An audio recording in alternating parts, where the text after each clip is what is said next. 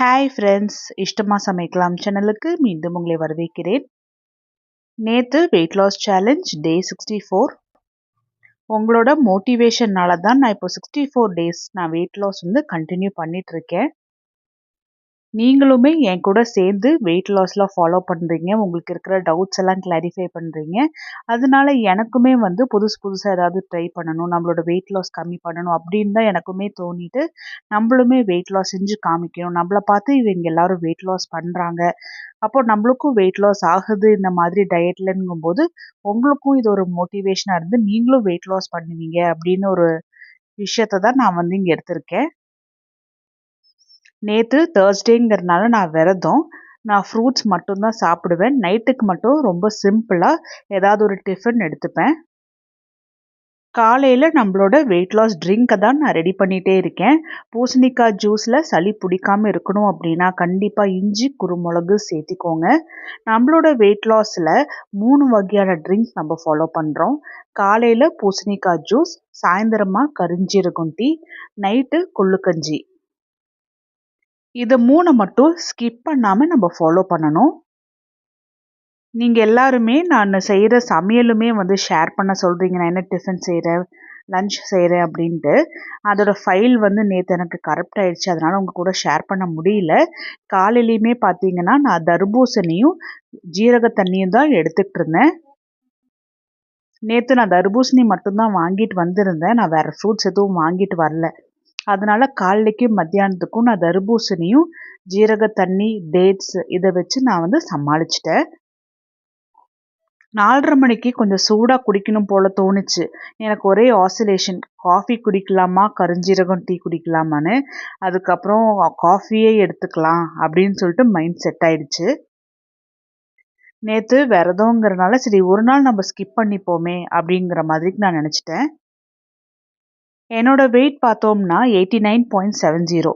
இது ஒரு வாரமாக இந்த 89.70 ஸ்டேபிளாகவே இருக்குது. ஏறுது, ஒரு 1/2 கிலோ ஏறுது சில நாள். அதுக்கப்புறம் பார்த்தா திரும்பி இதே தான் வெயிட் வருது.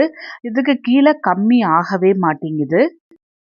இது போல் இருக்கும்போது 0 கேலரி டயட் நல்லாவே ஹெல்ப்ஃபுல்லாக இருக்கும்.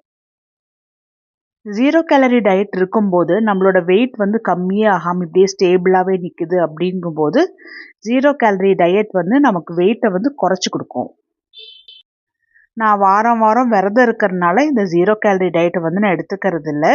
குழந்தைங்களுக்கும் ஹஸ்பண்டுக்கும் நைட்டுக்கு சிக்கன் பிரியாணி நான் வாங்கி கொடுத்துட்டேன், அவங்க கேட்டாங்கன்ட்டு. எனக்கு சேமியா தான் செஞ்சுக்கிறேன். கம்பு சேமியா நான் வாங்கிட்டு வந்திருக்கேன். போன வாரமும் உங்ககிட்ட நான் சொல்லியிருந்தேன், ராகி சேமியா, கம்பு சேமியா நான் எப்போவுமே வாங்கி ஸ்டாக் வச்சுக்குவேன். எப்பயாச்சும் நமக்கு நல்லா பசிக்குது, இது போல் கொஞ்சம் சாலிடாக சாப்பிட்ணும், ஆனால் ரைஸ் எடுத்துக்கக்கூடாது. அப்படி இருக்கும்போது இந்த மாதிரி சேமியா எடுத்துக்கிட்டோம் அப்படின்னா நமக்கு கொஞ்சம் ஸ்டொமக் ஃபீலிங்காகவும் இருக்கும், அதே சமயத்தில் வெயிட்டும் போடாது. நான் நேற்று விரதம் இருந்தனால அதுக்கு அடுத்த நாள் என்னோடய வெயிட் எவ்வளோங்கிறது நான் கண்டிப்பாக உங்களுக்கு அப்டேட் பண்ணுறேன். என்னோடய வெயிட்டில் எவ்வளோ சேஞ்சஸ் ஆகிருக்கு, எவ்வளோ ரெடியூஸ் ஆகிருக்கு அப்படிங்கிறது நான் உங்களுக்கு அப்டேட் பண்ணுறேன். ஒன்ஸ் வெயிட் குறைய ஆரம்பிச்சதுன்னா அதுக்கப்புறமா கிராஜுவலாக மெதுவாக குறைய ஆரம்பிக்கும். சில டைம் பார்த்தோம்னா ஸ்டக் ஆகும். இது போல் ஸ்டக் ஆகும்போது நம்ம கிக் ஸ்டார்ட் பண்ணி கொடுக்கணும். கிக் ஸ்டார்ட் பண்ணி கொடுக்கறதுனா என்ன செய்ய முடியும்? 0 கேலரி டயட் எடுக்கணும். அப்படின்னா ரொம்ப கம்மியான கேலரிஸ் உள்ள உணவு நம்ம சாப்பிடணும். முடிஞ்ச அளவுக்கு லிக்விடாகவே குடிச்சிட்டு வந்தோம் அந்த மாதிரி டைமில் வெயிட் ஒரு 2 கிலோ ஒரே நாளில் கம்மியாகும். அதுக்கு அடுத்த நாள் சாலிடாக எடுக்கும்போது ஒரு 1 கிலோ மட்டும் ஏறும். அப்போ அந்த எக்ஸ்ட்ரா 2 கிலோவில் நமக்கு 1 கிலோ கம்மியாகி அந்த 1 கிலோ அப்படியே மெயின்டைன் ஆகும்.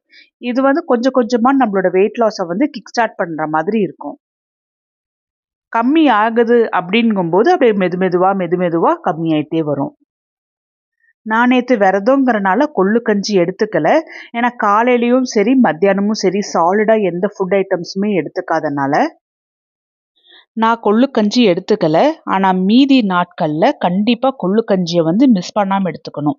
ஏன்னா இது நம்மளோட மெட்டபாலிசமை அதிகரிக்கும்.